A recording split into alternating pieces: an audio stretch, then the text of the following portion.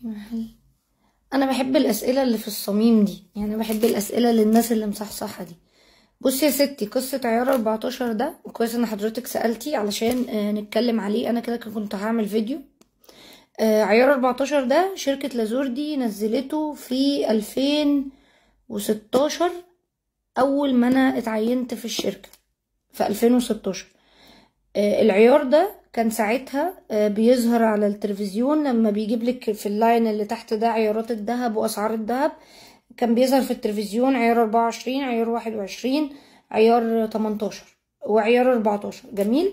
والشركة حطت منه أشكال وهمية وكانت بتتاخد شبكات، والموضوع انتشر عند ناس وناس رفضته. زي برضو كده ما زمان أهالينا لما نزل 18 قالك ايه دهب العيال الصغيرة ده، ايه دهب 18 ده بتاع العيال الصغيرة، انا لا البس 21 لا البس لما البس دهب. مامهاتنا كلنا بتقول كده، بتتريق على عيار 18 على عيار 18 وقت ما نزل.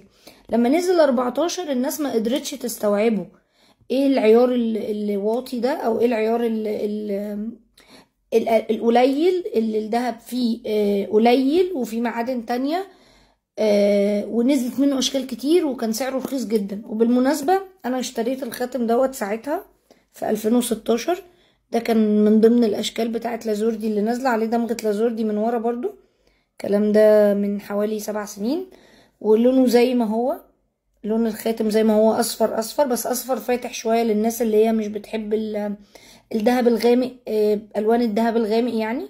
ومفيش فص منه وقع، مفيش فص واقع، هو لحد دلوقتي موجود. انا على طول هتلاقوني لابساه هنا عشان انا بحب الحاجات اللي فيها اشكال مختلفة وخصوصا العيون دي. فالعيار لما نزل فترة والناس استغربته، رجع ابتدى يختفي شوية تاني من الشركة، لان ناس كتير رفضت فكرة ال14. لا، شبكة ايه اللي بنتي اللي هتبقى 14؟ الشبكة لو ما كانتش 21 والماظ مش هتلبس والحاجات دي. وبعدين فوجئت ان في محلات تانية بقالها كام يوم بتعلن عن عيار 14. انا لسه ما اتفرجتش، يعني لسه ما روحتش اتفرج على الحاجات ديت. انا سمعت من كومنتات هنا بتاعت ناس، وسمعت من محلات بتعلن عن عيار 14. هل العيار هيعتمد؟ لانه هو اتلغى من الدولة، يعني الدولة مش معتمدة العيار. يعني في البيع مش كل الناس هترضى تاخده منك، لان الدولة ما بقتش تطلع تقول السعر المظبوط. فاصبروا كده، اكيد هنعمل فيديو كامل عن عيار 14 ده وقت ما الدولة تعتمده، وقت ما تقول اوكي عليه اشتروا، ساعتها كلنا هننزل نشتري وانا اولكم، لان انا بحب الشكل اهم من اي حاجة.